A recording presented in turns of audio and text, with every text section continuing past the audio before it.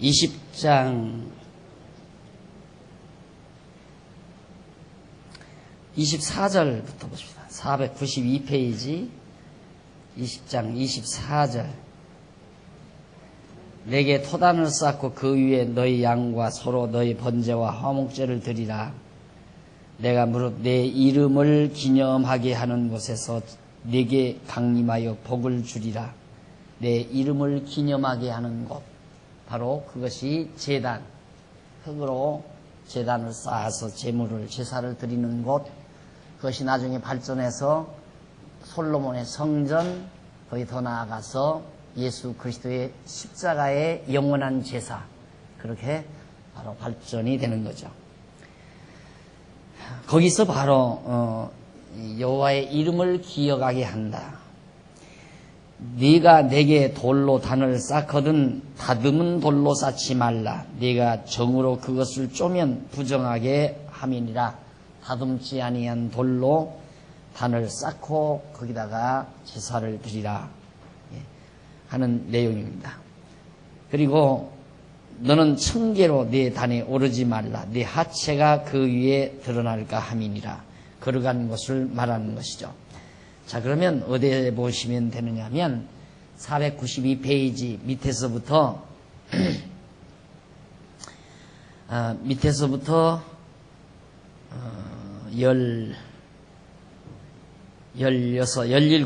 17번째 중간쯤 보시면은 아니야 17이 아니라 12번째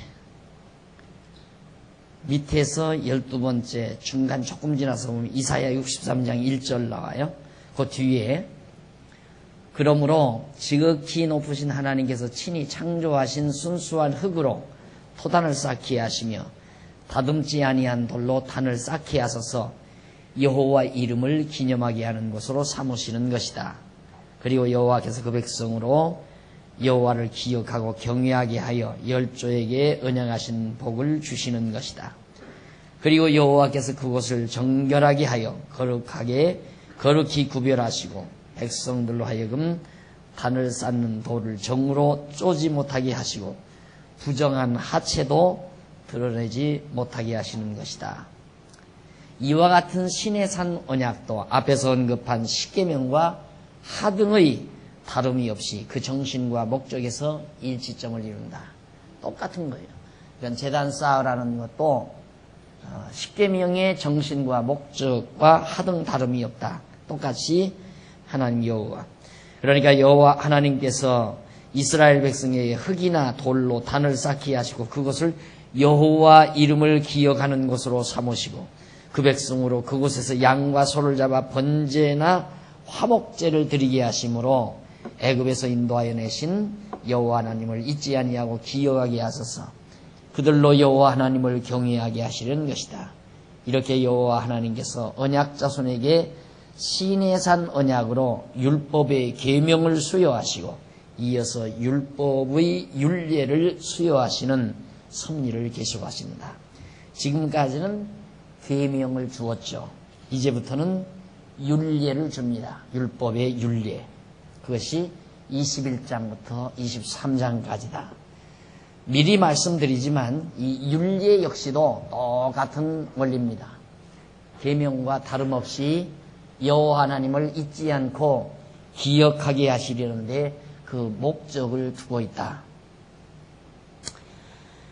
자, 그러면 밑에서 우선 보시면은 그 율례라는 말 중간쯤 보시면 히브리어 하나가 나오죠. 단어 하나가. 그 미슈파트라는 말이 나와요. 그 493페이지 한 중간쯤 보시면은 앞부분에 미슈파트라는 말이 나오는데 판결이라는 뜻을 가지고 있다. 따라서 율례는 하나님께서 모세에게 명하신 시내산 언약인 십계명의 정신을 기초로 하는 구체적이고도 세부적인 판결조례를 의미합니다. 그러니까 율례라 하는 말은 하나님께서 딱 정해서 이미 결정낸 것, 그건 변동이 될 수가 없어요. 한번 하나님이 결정을 해서 재판관들이 딱 다 들어본 다음에 아 이것이다 라고 결정을 해서 판결해가지고 선언해버리면 그건 바꿀 수가 없잖아요. 그와 마찬가지로 하나님께서도 이 규례를 정해놓으셨는데 그건 도저히 바꿀 수 없는 하나님의 명령의 말씀이죠. 즉 무엇과 같으냐면 이걸 이해하시려면 이제 어디에서까지 추적해서 이해하시면은 완벽하게 이해가 가능하느냐면 하나님의 영원한 작정 속에 로고스 여기에 하나님의 작정 계획이라고 그러죠. 계획 이대로 지금 모세를 통해서 선언한 거예요. 선언 여기에 작정과 계획을 근거로 해서 하나님이 정해놓으신 내용을 백성들에게 선언하는 것 그것이 판결조례다 규례다 이 말이죠. 그러면 상전과 종에 대한 율례 밑에 부분에 나와죠. 21장 1절로 11절 상전과 종에 대해서 왜 그러냐면 여기 지금 광야에 나온 이스라엘 백성들이 많은 종들도 따라 나와요. 지금. 많은 종들도 따라 나오고 장차 이제 가나안 땅 들어가 살 때 가나안 원주민들도 노예를 많이 삼거든요. 종을. 그러면 종과 상전과는 어떤 관계를 가지고 살아야 되는가 그걸 지금 여기서 설명해 주려고 하는 거예요. 이유는 아시겠죠? 왜? 종과 상전의 관계를 말해 주려는 것은 애굽 땅 종되었던 집에서 살았을 때 그 일을 잊지 않고 기억하게 하려는 거예요. 그것도 마찬가지로. 종과 상전 관계에 있어서. 그러면 조금 우리가 공부해 보면 더 분명해집니다. 자, 그러면 21장 1절로 6절 494페이지 보십시다. 여호와께서 백성에게 종과 상전에 대한 율례를 명하는데 1절 네가 백성 앞에 세울 율례는 이러하니라. 네가 히브리 종을 사면 그가 6년 동안 섬길 것이요 제7년에는 값없이 나가 자유할 것이요 그가 단신으로 왔으면 단신으로 나갈 것이요 장가 들었으면 그 아내도 그와 함께 나가려니와 상전이 그에게 아내를 주므로 그 아내가 자녀가 낳았으면 그 아내와 그 자식들은 상전에게 속할 것이요 그는 단시로 나갈 것이로되 종이 진정으로 말하기를 내가 상전과 내 처자를 사랑하니 나가서 자유하지 않겠노라 하면 상전이 그를 데리고 재판장에게로 갈 것이요 또 그를 문이나 문설주 앞으로 데리고 가서 그것에다가 송곳으로 그 귀를 뚫을 것이라. 그가 영영이 그의 상전을 섬기리라. 상전과 종에 관해서 같은 히브리 유대인들끼리 갔는데 어떻게 해서 종이 되는가? 종이 되는 이유는 아주 가난하게 되면 이제는 자기 자신이 잘못해가지고 다 가난하게 된 거예요. 가난하게 돼버리면 어떻게 할 수가 없잖아요. 그러니까 남의 집에 옛말로 말하면 우리나라에서는 머슴 있죠. 머슴살이를 가는 거예요. 그 몸을 파는 거죠. 그 집에 가서 이제 거기서 일해주고 종로로 다면서 사는데 영원히 살지는 않아요. 6년 동안 살면 제 7년째는 놔줘야 돼요. 그리고 토지도 그래요. 이 토지도 이 땅 토지도 절대 영원히 팔리는 법이 없어요. 영원히 팔리는 법. 이게 어느 한 기간에 가면 희년이라고 해서 그때 가면 그냥 예를 들어서 내 땅을 이만큼 갑이라는 사람이 사갔어요. 그런데 희년이 돌아올 때면 원위치로 다 돌아가요. 소유권이 다 다시 나한테 다시 돌아와요. 쉽게 말하면 그게 토지 개혁이죠. 이것이 하나님께서 이스라엘 백성들에게 살아가게 하는 하나의 여러 가지 규범들이었는데 종과 상전의 관계도 마찬가지예요. 한 사람이 종이 되면 영원히 종되는 게 아니에요. 우리나라처럼 한번 상민이 되면 그냥 상민 자식은 계속해서 상민이 되는 게 아니고 7년째면 풀려나요. 깨끗이. 다시 원상복귀가 된다. 그 원상복귀 될 때 종끼리 그냥 만나서 결혼해서 자녀 낳았으면 다 같이 그냥 나가는 거고 만일의 경우 주인이 아내를 얻어줬으면 아내하고 자녀들은 못 나가요. 본인만 나가요. 그런데 아내와 자녀가 귀엽고 나는 남편과 자녀를 사랑하기 때문에 나가겠습니다 하면은 그때는 재판장에 가서 판결을 받고 너는 영원히 그 집의 종이다. 다시 말해 그 남자를 섬긴다. 귀에다가 구멍을 뚫어요.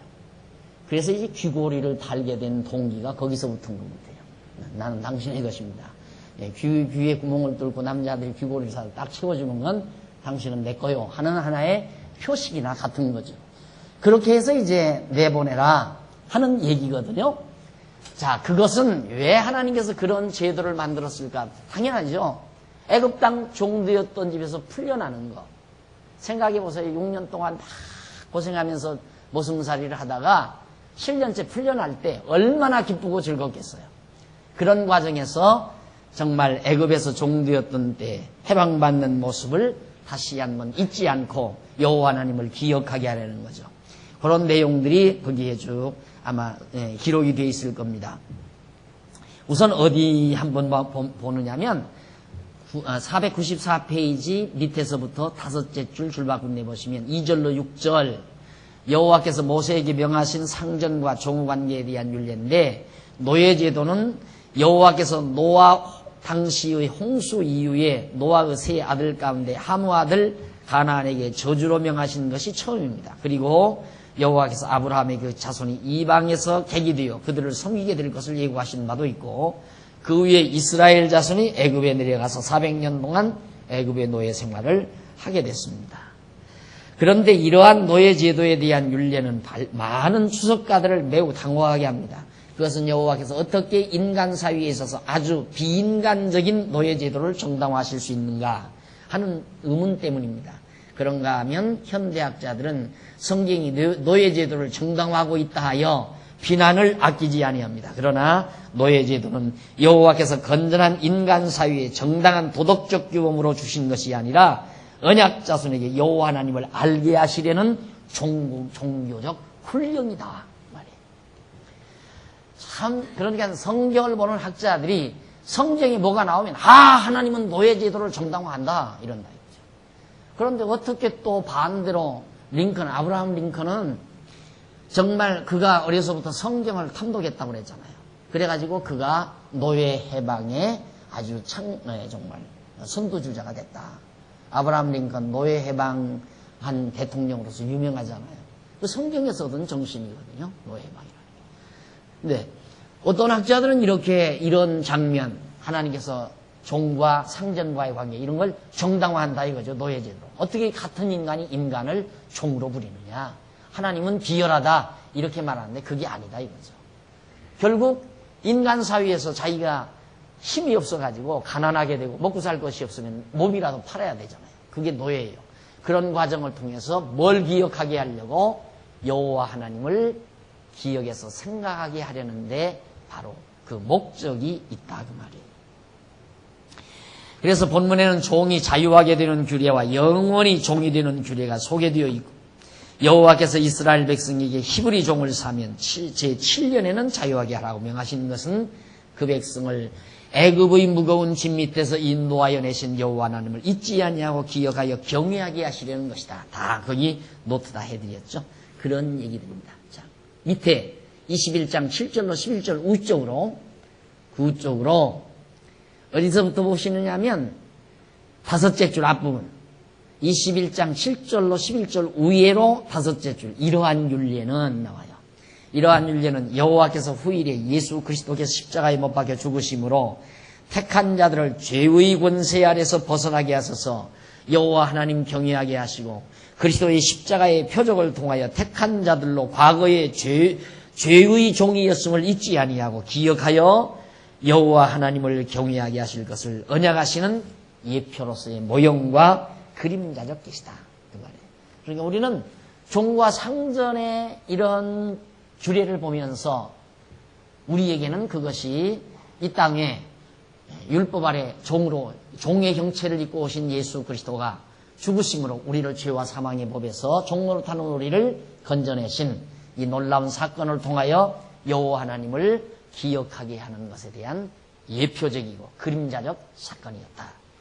그래서 구약 성경이 전부가 구약 성경 전부가 언약이라 이 말이에요. 뭐에 대하느냐? 그리스도에 대한 언약.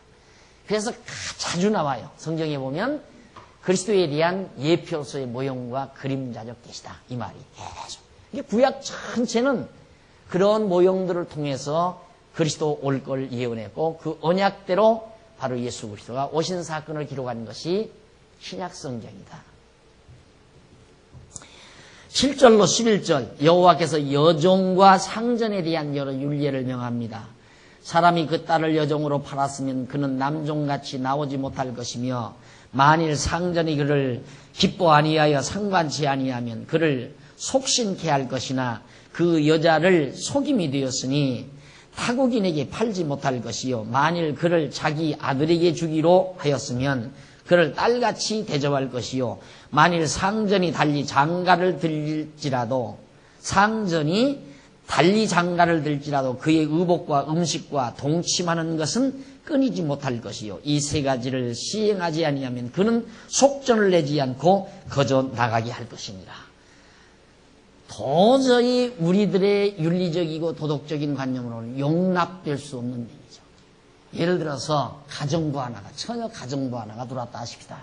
딱 들어왔는데 그는 절대 거기 나와요. 그 딸을 여종으로 팔았으면 어떤 사람이 딸을 여종으로 팔았으면 그는 남종같이 절대 못 나온다. 7일 후에도 나오지 못해요. 만일 상전이 그를 기뻐 아니하여 상관치 아니하면 종이 되면 마음대로 여자를 여종을 마음대로 주인이 하는 거예요. 마음대로. 그런데 별로 좋아하지 않아서 상관치 아니하면 그를 속신케 해라. 몸을 속하게 해라. 거기서 벗어나게 할 것이나 그 여자를 속임이 되었으면 타국인에게 팔지 못할 것이요. 여자를 갖다 속였으면 주인이 속였으면 절대 남에게 팔지 못할 것이요. 만일 그를 자기 아들에게 주기로 했으면 이게 주인이 별로 즐기하지 않아서 기뻐하지 않아서 아들에게 주면 어떻게 되나 그를 딸같이 대접해라. 그 주인이 자기 아들의 며느리니까 아들의 아내니까 딸같이 대접할 것이요. 만일 상전이 달리 장가를 들지라도 그의 의복과 음식과 동침하는 것은 끊이지 못하리라. 상전이 그 여종하고 같이 살다가 다른 여자를 얻어서 장가를 갔다면 그 종과 동침하는 일, 먹여주는 일, 옷 입혀주는 일은 끊이지는 않아. 끊어서는 안 됩니다. 계속 해주어라 이 말이죠. 그리고 다른 데 장가가라. 이런 말이 이게 통속적으로 우리의 윤리관념에서 있을 수가 없잖아요. 이것이 다 하나의 계시적 차원에서 이해할 때만이 이게 우리에게 소화가 되지. 야 그러면 성경대로 그러면 가정부 데려다가 좋으면 같이 살고 안 좋으면 내버리고 또 다른 데로 장가가고 그 여자하고 마음대로 살아도 된다. 예수 믿는 사람은. 성경이 그렇게 하라고 그랬잖아요. 그러니까 이런 부분은 목사님들이 강의를 못하는 거예요. 왜? 하나님께서 이렇게 하라고 그랬습니다. 가정도 하고 관계도 하고 가정도 데리고 살다가 기분 나쁘면 내치고 다른 여자하고 장가가더라도 계속 먹을 것 주고 입을 것 주고 동침해 주고 그러라고 했습니다. 그렇게 가르쳐야 되잖아요. 그러니까 설교를 못하는 거예요. 그런데도 계속해서 이런 부분은 빼고 그럴듯한 부분만 골라서 설교를 할 수밖에 없잖아요. 생각해 보세요. 여러분 지금 이런 내용도 처음 듣죠? 성도대학 지금 재수하는데도 처음, 야, 저런 얘기가 있었구나. 그전에도 다 했어요. 다 했는데도 다 잊어버려서 그러지. 왜? 보통 있을 수가, 우리들의 생각으로는 있을 수 없는 일이니까 어떻게 그런 일이 있을 수 있나. 그래서 이 세 가지를 시행하지 아니하면 그는 속전을 내지 않고 거저 나가게 해라. 이런 세 가지 일의 경우에서 만약에 주인이 시행해 주지 않으면 여자는 아무 관계없이 종의 몸에서 벗어나도 된다. 나가버려도 된다 이 말이에요. 자, 이런 것도 우리 한번 이 부분 좀 심각한 부분이니까 한번 쓴 내용을 자세히 읽어볼 필요가 있죠. 496페이지 위에서부터. 본문은 여호와께서 팔려간 여종이 상전에게 자유함을 얻게 되는데 대하여 모세에게 명하신 율례 내용입니다. 이 율례 내용도 일반적인 주석가들은 심기를 불편하게 하게도 남는다.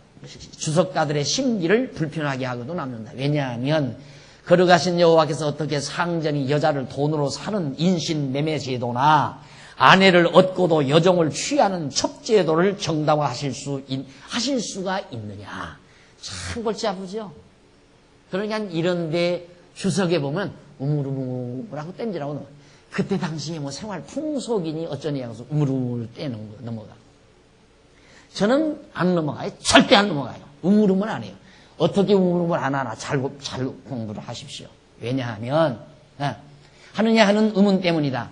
이 윤례대로라면 성도가 돈이 없을 때에는 자기 딸을 팔아도 되고 돈이 많을 때에는 아내가 있는 자가 타인의 딸을 사서 첩으로 살아도 되지 아니하는가?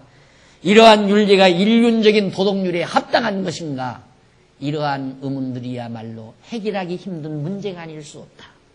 그러나 성도 대학마저도 해결을 못한다면 대학이 있으나 마나. 그러죠? 이런 문제 해결을 못하면 성도 대학 반이나 마나예요. 계속해서 보십시다. 그런데 현대학자들은 성경이 남존여비 사상에 기초를 두고 인신매매나 첩제도를 정당화하고 있다 하여 비난을 멈추지 아니한다. 그러나 이 윤례는 여호와께서 인륜적인 도덕적 규범으로 주시는 것이 아니라 언약 자손에게 여호와 하나님을 알고 경외하게 하시려고 종교적 훈령으로 주시는 것이다. 바울은 여자가 남자에게서 자유하게 되는 것에 대한 비유를 들어서 성도가 그리스도를 통하여 율법의 종으로부터 벗어나게 되는 진리를 말한다. 따라서 상전과 여종에 대한 규례는 신령한 남편 되시는 예수 그리스도께서 율법의 종로로서 나는 택자들을 자유하게 하셔서 신부로 삼아주실 것에 대한 예표로서의 모형과 그림자다. 그러니까 결국 영원한 참신랑 되신 그리스도 안에 들어오기 이전 율법 아래 있으면 말할 수 없이 천대받고 멸시받는 종의 모습을 잘 그려놓고 있다 이 말이에요. 그렇잖아요. 그래서 주인이 여자를 학대하고 마음대로. 그래서 결국 사도 바울은 그 말을 해요. 어떻게 말을 하냐면 율법을 마치 폭군 남편에게다 비유를 해요. 그래서 너희가 과거에는 아주 못된 남편, 술 먹고 들어와서 두들겨 패고 마구 말할 수 없이 천대를 하고 그래서 거기서 엄청 두들겨 맞고 죽었다 그 말이에요. 너희가 그런 자들이었다. 그런 여종이었다 이 말이죠. 그런데 예수님이 오셔서 죽은 우리를 다시 살려서 자기 아내로 삼아주셨다. 그런 신령한 의미를 모형적으로 보여주는 하나의 규례가 바로 이제 봉독해 드린 이런 규례라고 말이에요. 그걸 그리스도로 승화시켜서 우리가 정말 이해하고 받아들여야 그것이 복음으로 들어오지. 아까 말씀드린 대로 그러면 인신매매범 성경에 돈 주고 사고 팔라고 그랬다. 돈 없을 때는 딸 돈 받고 팔아먹어도 된다. 그리고 또 돈 많으면 여자 처녀들 사다가 마음대로 첩으로 거느리고 살아도 된다. 성경이 그렇게 가르치고 있다. 그 말밖에 할 수가 없잖아요. 그걸 정당화하는 건가? 그것이 율법에 정말 얽매여 사는 여자의 천대함, 천한 여자가 학대받는 율법 아래서 학대받는 여자의 모습은 우리가 죄와 사망의 범에서 학대받는 우리 그리스도의 신부된 우리들의 처참한 모습을 그려놓은 것이다. 그래서 우리는 거기서 벗어나는 거예요. 거기에서 우리는 벗어나서 예수 그리스도의 영원한 신부로 살게 될 것을 우리에게 보여주시는 진리를 내포하고 있는 것이다. 자, 그 다음에 이제 12절로부터 27절 496페이지 양쪽 가로 2번이죠. 가족과 이웃에 대한 윤리입니다. 가족과 이웃과의 관계. 넘어가서 497페이지 21장 12절로부터 17절 보면 여호와께서 백성에게 사형에 해당하는 율례를 명합니다. 사형에 해당하는 율례. 사람을 쳐 죽인 자는 반드시 죽일 것이나 만일 사람이 계획한 일이 아니라 나 하나님이 사람을 그 손에 붙이면 내가 위하여 한 곳을 정리하리니 그 사람이 그리로 도망할 것이며 사람이 그 이웃을 짐짓 모살하였으면 너는 그를 내 단에서라도 잡아내어 죽일지니라. 자기 아비나 어미를 치는 자는 반드시 죽일지니라. 사람을 후린 자가 그 사람을 팔았든지 자기 수하에 두었든지 그를 반드시 죽일지니라. 그 아비나 어미를 저주하는 자는 반드시 죽일지니라. 가족과의 관계에서도 죽여야 돼요. 부모 공격 안 하면 죽여야 되고, 이웃을 갖다가 살해한 자도 당장 죽여야 되고, 이것이 바로 윤리예요. 그래서 율법은 죽이는 것, 우리를 죽이는 것. 율법은 우리를 죽이는 것이다. 죽게 하는 것이다. 죽게 하는 것이다. 율법 아래서 살 사람이 없어요. 다 죽어요. 부모에게 불효자들 죽이라면 지금 우리 다 죽어야 되잖아요. 아, 나는 효도했는데요. 여지껏 지금 한 얘기예요. 가족들끼리 어디 나들이 가면서도 어머니 가실래요? 가십시다 안 해요. 왜? 따라놨을까 봐서. 가실래요? 그러면 노인 어른들은 꼭 반대로 얘기하잖아요. 가고 싶어도 안 갈란다. 그게 노인이란 말입니다. 그러니까 안 갈란다 그러니까 얼씨구나 하고 자기들끼리 가잖아요. 우리 외식 갈 건데 어머님도 가실래요? 아이고 너들이나 다녀와라. 나는 안 갈란다. 그게 간다 그 말이에요. 거꾸로 들어야 하는데 거꾸로 죽어도 안 듣거든.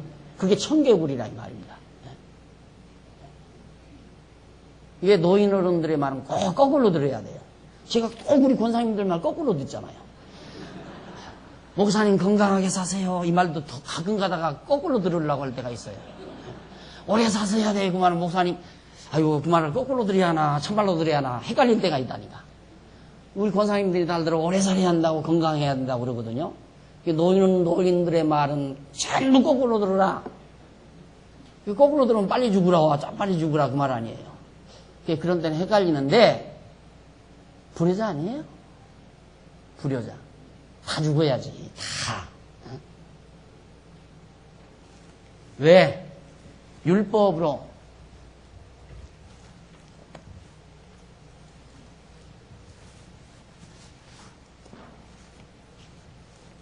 늘 율법,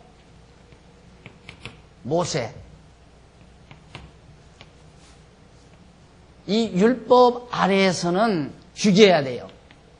왜? 하나님의 은혜 아래서 살게 하려고.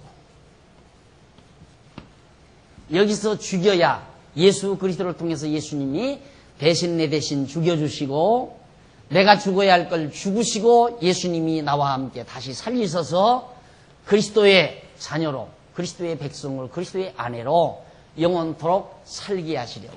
그래서 우리를 율법 아래서 은혜 아래로 이끌어들이기 위해서 여기는 죽이는 율법을 준 거예요. 우리 율법 아래서는 살 사람이 하나도 없어요. 율법 아래서는 의롭다함을 얻을 육체가 아무도 없다. 그럼 율법은 계속 죽이라는 거 아니에요. 그러니까 죽어야 한다 그 말이에요. 이걸 그대로 오늘 우리에게 적용시킨다면 다 정말 죽을 인간들이죠. 우리가 다. 그래서 바로 이 가족과 이웃과의 관계에 대한 윤리가 바로 그런 의미들을 다 지니고 있는 겁니다.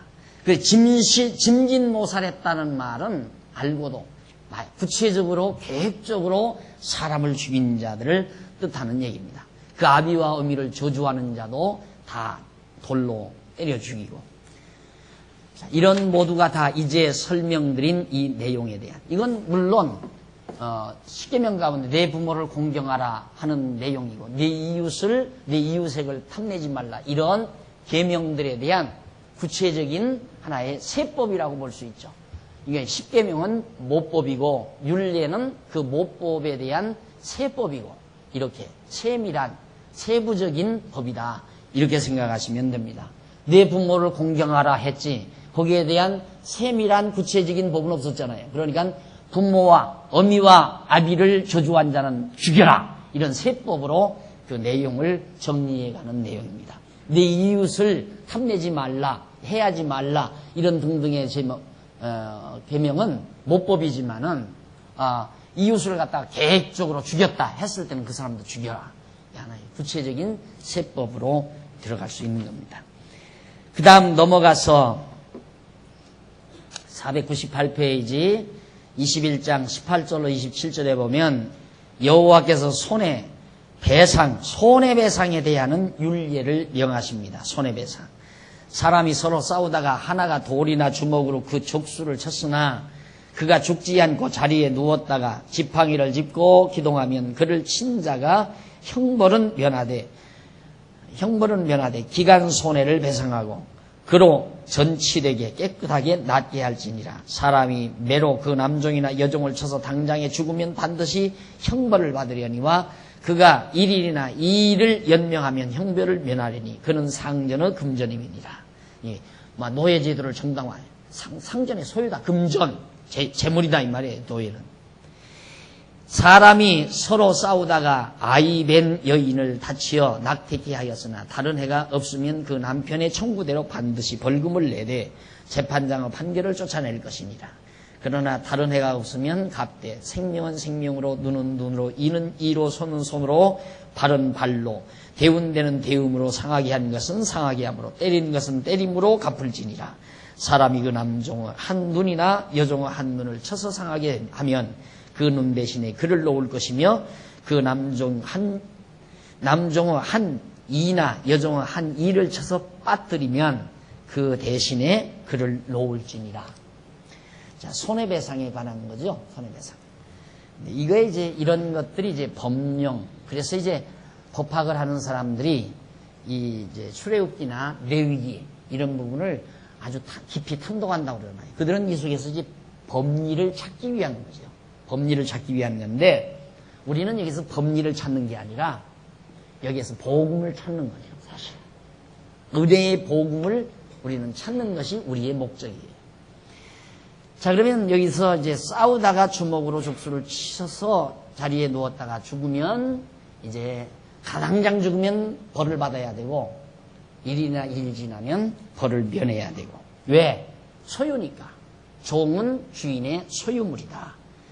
그러면서 이제 싸우다가 아이 뵌 여인을 낙태케 해도 벌을 받고, 그리고 손은 손으로 이는 이로 눈은 눈으로 다 갚아라. 그래서 예수님도 율법이 뭐냐? 손으로 범죄하면 손을 자르고 눈으로 범죄하면 눈을 빼라. 이게 이제 바로 예수님께서 하신 말씀 아니에요? 제가 처음 이제 성자 되려고 성경을 읽다가 바로 걷어친 것이 바로 거기에요. 눈 빼라, 손 자르라, 이 부분이에요. 지금 이 성경에 의해서 예수님이 한 거거든요. 이 예수님이 율법을 설명한 얘기예요. 율법은 이렇게 말한다 이거죠. 그런데 나는 율법 아래서 그대로 그걸 시행하려고 했으면 눈도 뺐어야 되고 손도 잘랐어야 되고 다리도 다 죽였어야 돼요. 다 난도질을 했어야 돼요. 그런데 그렇게 율례를 주신 이유는 바로 하나님의 은혜의 장중 안으로 나를 옮겨 놓으시려. 그래서 은혜의 영광을 찬미하며 사는 거란 말입니다. 우리가 지금 사는 건 내가 율법을 지킴으로 말미암아 공로로 사는 게 아니에요. 하나님의 은혜 속에서 사는 거지. 우리의 모든 죄를 예수님이 다 속량, 그래도 속량. 전부 대가를 지불했다 이 말이에요. 어디에다가? 율법에다가. 율법은 대가를 요구하니까. 여기 대가 요구한다고 그러잖아요. 대가 요구하니까 그 대가를 예수님이 다 지불하고 나를 대신 건져서 은혜 아래 있게 한 사건. 이 놀라운 은총의 진리를 우리에게 언약하시기 위해서 이런 율례를 허락한 것입니다. 자, 그 다음 이제 499페이지 양쪽 가로 3번 위에서 7째 줄. 가축과 소유에 대한 율례입니다. 가축과 소유. 내가 기르는 모든 가축이나 소유물에 대한 것. 28절로 36절 그 밑에 보면 여호와께서 백성에게 소에 대한 여러 율례를 명하십니다. 소가 남자나 여자를 받아서 죽이면 그 소는 반드시 돌에 맞아 죽을 것이요 그 고기는 먹지 말 것이며 임자는 형벌을 면하려니와 소는 본래 받는 버릇이 있고 그 임자는 그로 인하여 경고를 받았으되 단속하지 아니하므로 남녀간에 받아 죽이면 그 소는 돌로 쳐 죽일 것이요 임자도 죽일 것이며 만일 그에게 속죄금을 명하면 무릇 그 명한 것을 생명의 속으로 낼 것이요 아들을 받든지 딸을 받든지 이 율례대로 그 임자에게 행할 것이요 소가 만일 남종이나 여종을 받으면 그 소임자가 은 30세기를 그 상전에게 줄 것이요 소는 돌에 맞아 죽을지니라. 사람이 구덩이를 열어두거나 구덩이를 파고 덮지 아니하므로 소나 나귀나 거기에 빠지면 그 구덩이 주인이 잘 조처하여 짐승의 임자에게 돈을 줄 것이요 죽은 것은 그의 차지가 될 것이니라. 이 사람의 소가 저 사람의 소를 받아 죽이면 산 소를 팔아 그 값을 반분하고 죽은 것도 반분하려니와 그 소가 본래 받는 버릇이 있는 줄을 알고도 그 임자가 단속하지 아니하였으면 그는 소로 소를 갚을 것이요 죽은 것은 그의 차지가 될 것입니다. 전부가 다 무슨 계명? 전부가 다 속죄, 속량하는 것. 다 대신 갚는 속량의 진리를, 그런 윤례를 우리에게 지금 말해주고 있는 겁니다. 그러니까 여기서도 소에 대한 소를 통해서 사람이 죽거나 또 소가 남의 소를 받아 죽이거나 했을 때 그걸 어떻게 처리할 것이냐. 임자가 전적으로 책임이 있는 거다 이 말이죠. 소가 받는 버릇이 다 있다. 그래서 주인이 정말 그걸 받는 버릇이 있는데도 내버려뒀다. 경고하지 않고. 그런데 그 소가 사람을 받아주겠다 했을 때는 주인 책임이다 이거죠. 그러니까 우리가 남의 집에 이렇게 대문 같은 데 보면 도둑을 방지하기 위해서 개조심이라고 이렇게 써붙이잖아요. 그 개조심이라고 써붙인 것과 안 써붙인 것이 차이가 있다는 얘기. 성경은 써붙였으면 주인은 책임을 모면한다. 개가 무서워서 사람 무니까 조심하라 경고를 했는데도 도둑놈이 그것도 무시하고 들어오다가 개에게 물렸으면 주인은 아무 책임 없다 이거죠. 그러나 성경대로라면 개조심이라고 안 써붙여서 서령 도둑질하러 들어가다가 물렸다 하더라도 그건 주인 책임이다. 그런 얘기가 되는 겁니다. 그래서 이런 법리를 법학자들이 많은 이 출애굽기와 레위기에서 법학도들이 많이 배우게 되고 법학도들이 이걸 참고하게 되고 또 법리가 여기에서 많이 얻어지게 된다고 그래요. 그런데 그걸 얻어지려면 좀 아까 말씀드렸던 그 토지 공개념 같은 거 그런 거나 좀 빨리 도입이 돼야 되는데 그거 도입하려다가 막 토지 땅덩어리 많이 가진 사람들이 막 얼마나 반대를 하는지 그래가지고 못했잖아요. 그거 하려고 토지 공개념 그다음 우리 은행에다가 돈 넣는 것도 전부 실명제 이거 하면서 토지 공개념까지 막 들고 일어났는데 그거 못하고 말았어요. 갈 길이 멀죠. 근데 끝내 안 돼요. 힘들어요. 왜 그러냐면 법을 고치는 사람들이 다 그냥 널찍널찍한 거 다 가지고 있는 사람들이니까 그 사람들이 그거 하려고 하지 않죠. 그러니까 이거 없는 순수파들이 가서 이거 해야 된다 하고 떠들다가 이놈 까불지 마. 눈 한번 흘기면 그 다음 이제 기죽어서 빌빌대나 그냥 말아버리고 그게 바로 우리 정치 현실이지만은 성경에서 말하는 이런 모든 법들은 사실상 인간적 차원이 아니라 종교적 차원에서 바로 신율로서 우리에게 주신 것이라는 것. 그의 모두가 다 예수 그리스도께서 우리의 죄를 다 대속할 것. 내가 지불한다면 나는 죽어야 되죠. 그렇잖아요. 내가 지불한다면 내가 죽어야 돼요. 그런데 예수님이 대신 속량하셨다. 내 모든 죄값을 지불하셔서 은혜로 살리실 것에 대한 계획적인 하나님의 섭리죠. 그래서 율법은 바로 은혜되게 하는 가장 중요한 한 기구다. 은혜 언약을 이루시기 위한 하나님의 수단적인 섭리가 바로 율법을 주신 섭리다. 이렇게 이해를 하시면 틀림이 없습니다. 그 다음 이제 소에 대해서 말한 다음 그 다음 넘어가면 500페이지 22장 1절로 4절에 보면 여호와께서 가축을 도적질했을 때의 율례를 명합니다. 남의 가축을 도적질하면 어떻게 하는가? 사람이 소나 양을 도둑질하거나 잡거나 팔면 그는 소 하나에 소 5으로 갚고 한 마리 도둑질에 갔다가 5마리 값을 내야 돼요. 양 하나에 양 4수로 갚을지니라. 도둑이 뚫고 들어온 오물 보고 그를 쳐 죽이면 피 흘린 죄가 없으나 도둑놈이 뚫고 들어오다가 맞아 죽으면 절대 피 흘린 죄가 없어요. 해 돋은 후이면 캄캄할 때 죽이면 죄가 안 되는데 캄캄하지 않고 해가 떴을 때 해돋은 후이면 피 흘린 죄가 있으리라. 이렇게 자상하게 성경이 말하죠. 이게 밤중에 죽이면 모르니까 죽인 건 당연한 거예요. 그러나 해가 환할 때에는 죽이는 건 잘못이다. 그런 얘기입니다. 그래서 도둑은 반드시 배상할 것이나 배상할 것이 없으면 그 몸을 팔아 그 도둑질한 것을 배상할 것이요.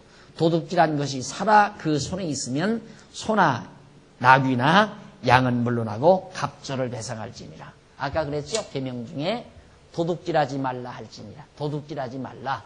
이게 십계명 가운데 있는 말씀이에요. 그러니까 이것은 모법이고, 그럼 도둑질했을 경우에 세부적으로 어떻게 해야 되는가 하는 데 대한 세법이 바로 이 부분입니다. 남의 물건으로 도둑질하거나 사람을 죽이거나 이랬을 때 어떻게 처리해라. 전부 배상이에요. 배상, 속량. 배상하라. 율법은 반드시 갚아야 돼요. 율법의 요구는 반드시 들어줘야 한다 이 말입니다. 안 들어주면 여기서 놔주지를 아니하니까.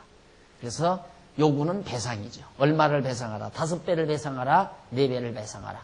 이걸 우리가 다 우리 집값대로 배상하면 아무것도 안 남는 거죠.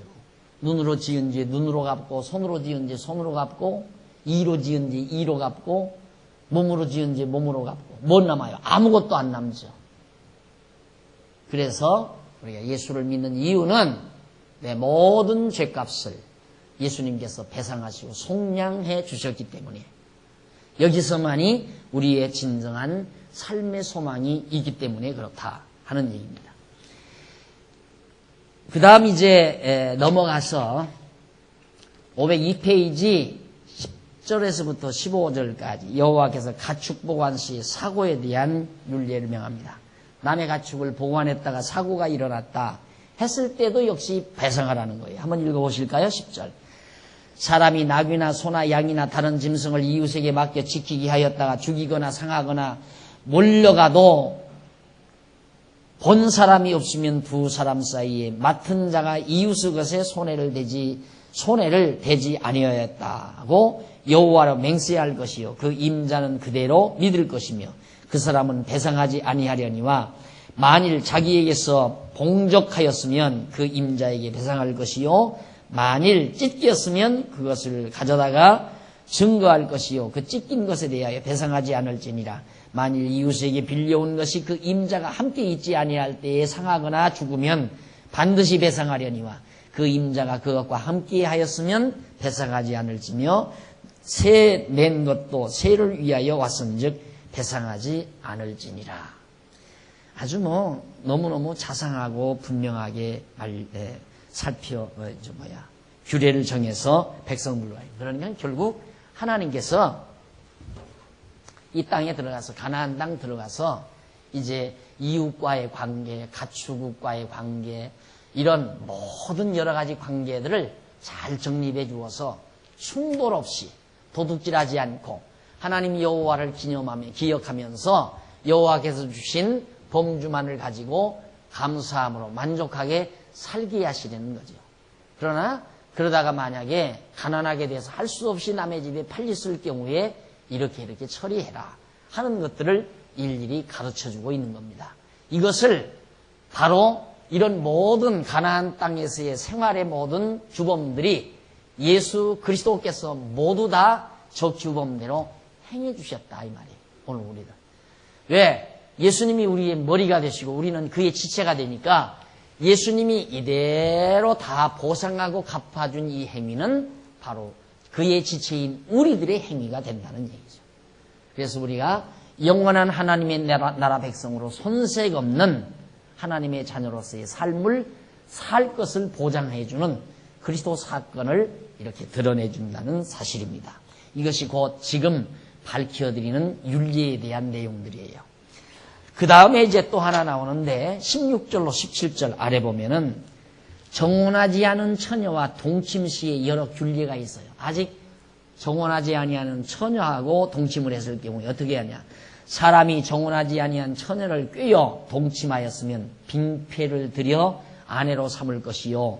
만일 그 아비가 그에게 주기를 거절하면 그는 처녀에게 빙패하는 일례로 돈을 낼지니라. 그러니까 처녀의 몸을 건드렸으면 돈을 내고 다 해결해라. 이것도 갚으라는 얘기예요. 이게 우리가 인본주의적인 사상으로 보면 어떻게 인간의 존엄한 것이 돈으로 해결될 수 있는가? 도저히 용납이 안 되는 거죠. 용납될 수가 없는 거예요. 그러나 하나님께서는 그랬을 경우에 돈을 주고 다 해결해라. 돈을 주고 데려다가 살고 그러기 싫거들랑 돈으로 다 갚아라. 이것이 바로 지금 말해주고 있는. 그러니까 결국은 돈만 있으면 다 가능하다는 얘기 아니에요. 죄 안 짓고 살 수 있는 거예요. 돈만 있으면. 그러니까 결국은 뭡니까? 요즘 그걸 뭐라 그래요? 젊은 아가씨들, 애기들 데리다가 돈 주고 그렇게 교제한 것 다 막 명단 공개하고 사회적으로 난리죠. 그건 성경하고 위배죠. 돈 다 줬는데 무슨 죄가 돼요? 그렇잖아요. 돈만 주면 해결된다. 말이 되는 얘기예요, 성경. 그러니 이걸 어떻게 설교하겠느냐 이 말이에요. 설교가 안 되죠. 여러분, 처녀를 다쳤습니까? 돈 주면 됩니다. 죄가 될 수가 없습니다. 하나님 아버지요, 아무개 장로님이 처녀를 다쳤는데 돈을 주고 해결하게 해서 감사합니다. 이렇게 해야 할 거 아니에요.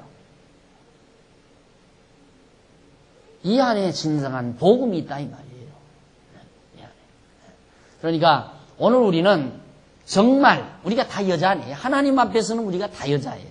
신령한 의미에서는 다 여자라 이 말입니다. 왜? 예수님의 신분이다. 우리가 이 험악한 세상에 살면서 찢길 대로 찢기고 만신창이 되지고 영혼의 상처를 받으면서 살아가는 우리들이에요.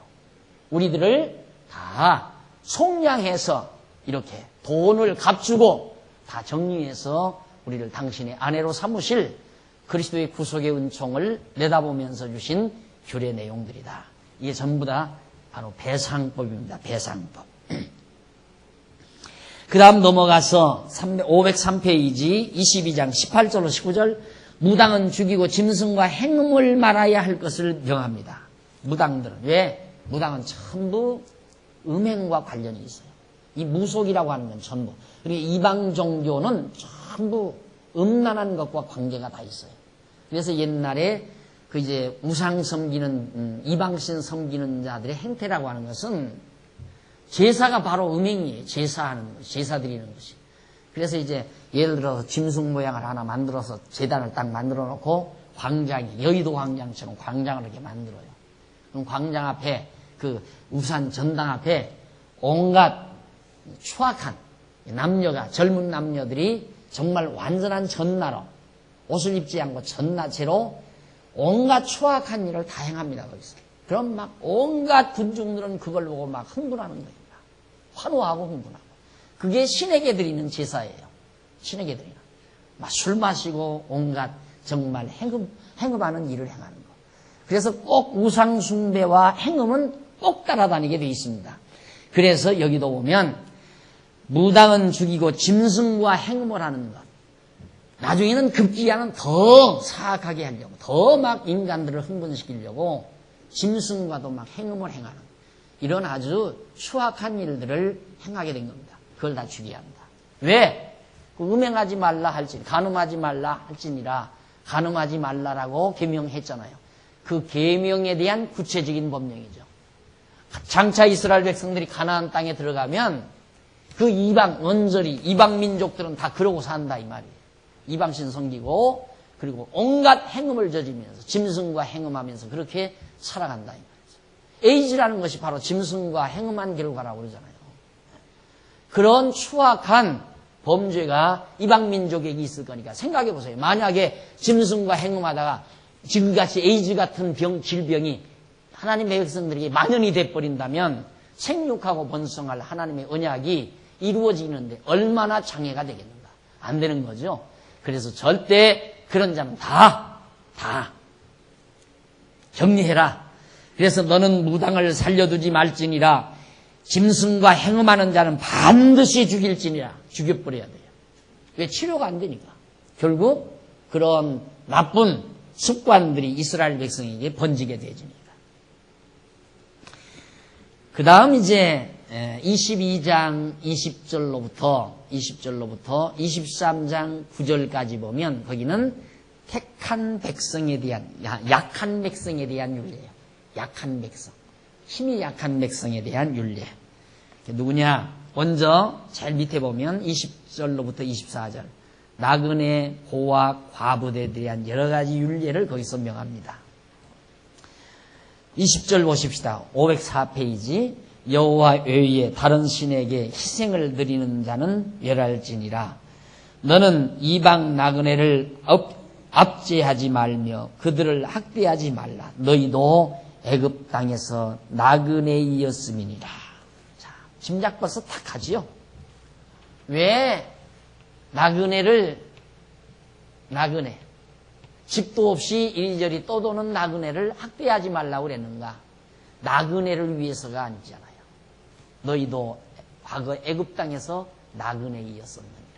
그 말은 나그네를 볼 때 누구를 생각하라? 여호와 하나님, 애굽 땅 종되었던 집에서 인도하여 내신 여호와 하나님을 기억하라.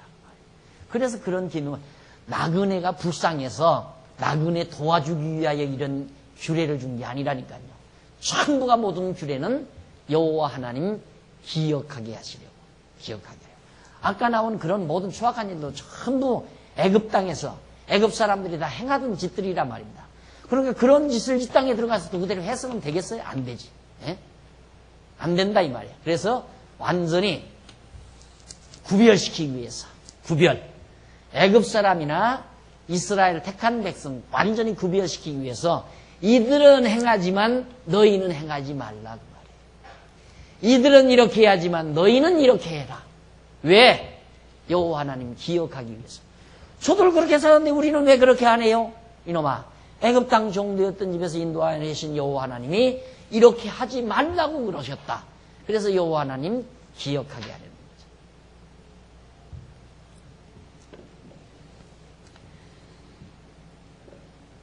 그러면서 너는 22절, 너는 과부나 고아를 해롭게 하지 말라. 네가 만일 그들을 해롭게 함으로 그들이 내게 부르짖으면 내가 반드시 그 부르짖음을 들을지니라. 나의 노가 맹렬함으로 내가 칼로 너희를 죽이리니 너희 아내는 과부가 되고 너희 자녀는 고아가 되리라. 나그네, 고아, 과부 굉장히 중요하게 생각을 하죠. 이유는 전부가 다 이들이, 자, 나그네 본향을 떠난 자, 여기를 가나안 땅을 떠난 자 나그네죠. 그 다음 고아, 부모를 떠난 자, 여호와 하나님, 진짜 하나님 아버지를 떠난 백성, 고아를 말하는 거예요. 과부, 영원한 남편이신 하나님을 떠난 자, 과부죠. 같은 의미를 다 지닌 거예요. 바로 나그네는 고향 땅, 하나님의 언약의 땅을 떠난 민족 나그네고, 그 다음 고아는 하나님 아버지를 떠난 이스라엘 백성, 그리고 과부도 영원한 남편 되시는 하나님, 영원한 남편 되신 우리로 하여금 그리스도를 떠난 성도, 이게 과부 아니에요? 그것을 연상하게 만드는 거예요, 쉽게 말하면. 그래서 나그네와 고아와 과부를 잘 대접하라 이 말이에요. 그래서 여호와 하나님을, 왜? 너희도 나그네 같은 인간이었고 고아와 같은 인간들이었고 과부와 같은 인생들이었다, 과거에 애굽 땅에서. 그래서 그들을 기억해라. 역시 인본주의적인 차원의 규례가 아니라 신본주의적인 차원의 규례죠. 신율이에요. 도덕률이 아니라 이 말이에요. 예. 하나님 여호와를 기억하게 하기 위한 규범이지, 고아나 과부나 나그네를 불쌍히 여기는 인간을 본의로 하는 규범이 아니라는 것. 예, 도덕적 차원이 아니라는 얘기입니다. 예, 성경은 도덕으로 풀면 안 돼요. 도덕적으로 풀어서 풀려질 것이 하나가 없어요, 성경은. 그 다음 이제 가난한 자 25절로부터 27절 밑에 나와요. 504페이지 제일 밑에. 여호와께서 가난한 자들에 대한 여러 율례를 명합니다. 내가 만일 너와 함께한 나의 백성 중 가난한 자에게 돈을 구워주거든 너는 그에게 체주같이 하지 말며 별일을 받지 말 것이며, 네가 만일 이웃의 옷을 저당 잡거든 해가 지기 전에 그에게 돌려보내라. 그 몸을 가릴 것이 이뿐이라. 이는 그 사러 오신즉 그가 무엇을 입고 자겠느냐. 그가 내게 부르짖으면 내가 들으리니 나는 자비한 자이니라. 여호와께서 가난한 자 돈 꿔주면 절대 이식 받을 생각하지 말라. 너는 그에게 체주같이 막 돈 내라고 그러게. 그래서 내가 돈을 꿔주면 받을 생각하지 말라고 말이에요. 그러면 아예 꿔주지를 마. 받으려면 꿔주지를 말라 이 말이에요. 오죽이 안타까우면 돈을 꿔가겠어요. 이치적으로 생각해봐요. 얼마나 아쉬우면 돈을 꾸겠느냐 말입니다. 그렇게 아쉬운 사람이 그 돈이 당장 어디서 나와요? 다른 데서 또 꿔다 갚으면 모르지만. 그러니까 돈을 꿔줄 때는 이 돈은 못 받을 가능성이 99%다. 이렇게 생각하고 꿔주라 이 말이에요. 그 다음 안 꿔주려면 없다고 그래요. 나 돈 없다고. 왜 있는데 없다고 할 수가 없잖아요. 근데 없다고 하는 말은 꿔주고 안 받아도 될 돈은 없다고 말이에요. 그렇게 생각하고 꿔주지, 돈 꿔주지 말라. 꾸고자 하는데 자에게 뭐 꾸이라 성경이 그랬다고 해서 돈 꿔달라고 자꾸 그걸 빙자로 해서 돈을 꿔준다 이 말이에요. 그러면 성경대로 꾸고자 하는 자에게 거절치 말라 했으면 꾼 다음에 체주같이 하지 말라, 받을 생각하지 말라 그 말이거든요. 체주처럼. 그럼 그것도 믿어야죠. 그렇게 믿어지면 꿔주라 이 말이에요. 그렇지 않으면 100만 원 꿔달라면 아이고 꿔줄 돈은 없고 참 어려우신 모양이네요. 교통비라도 좀 하세요. 돈 10만 원 그냥 드리고 말아요. 그걸 왜 100만 원을 꿔주고 그냥 그것 받지 못해서 또 병드냐 이 말이야. 그 돈이 어떤 돈인데. 이 다음 전셋집 올려줄 돈 아니에요. 그럼 이 다음 전셋집 뭘로 올려주려고. 누가 이 강의 듣고 그래. 내가 저 강의를 진즉이 들었으면 되는 건데. 한번 신방 가니까 그러더라고요. 내가 목사님 말씀을 진즉이 들었으면 우리가 이렇게 고생을 하는데 상황을 보니까 집이 남의 집이 다 된 거예요. 아빠가 보증을 서가지고 다 넘어가 버렸어요. 그러니까 죽어하고 버려서 그 돈 갚아야 이제 그 집이 자기 집이 되는 거야. 이게 이 말씀 내가 조금만 먼저 들었으면 아빠가 절대 보증을 안 쓰는 건데. 이게 성경에 이 말은 뭐냐면 하나님이 이제 이게 다 같이 살도록 나눠줬잖아요. 나눠줬으니까 꾸고자 하는 자에게 꿔주되 체주같이 하지는 말라 이 말이에요. 그리고 이자 받지 말아라. 왜? 그 사람 죽이는 거니까. 또 꿔줘 받댔자 그 꿔준 돈을 몇 년만 밀어나가면 안 갚아도 돼버려요.